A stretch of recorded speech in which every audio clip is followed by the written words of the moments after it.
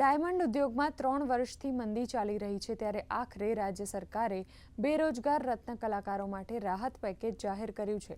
આ રાહતનો લાભ 31 માર્ચ 2024 પછી કામ ન મળ્યું હોય અને તેમને કારખાનામાંથી છૂટા કરવામાં આવ્યા હોય તેવા રત્ન કલાકારોને મળશે। આ પેકેજમાં 5 લાખની લોન ઉપર 9%ની 3 વર્ષ સુધીની વ્યાજ સહાય કરાશે।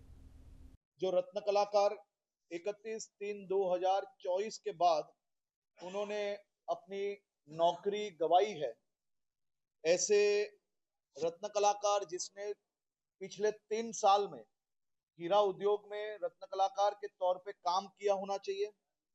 ऐसे रत्न कलाकार के लिए, उनके बच्चों के लिए एजुकेशन फीस आने वाले 1 साल के लिए गुजरात सरकार द्वारा डायरेक्ट स्कूल में ये फीस भरी जाएगी।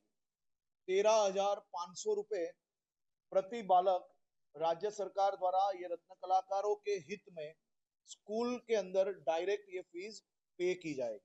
खास तौर पे इसी के साथ जो छोटे उद्योग है, ऐसे उद्योगों के लिए राज्य सरकार द्वारा उनकी जो लोन है, वो लोन में से 5 लाख रुपए तक की जो लोन, उसके 9% प्रति साल वो राज्य सरकार द्वारा आने वाले 3 साल तक उनको सहयोग दिया जाएगा।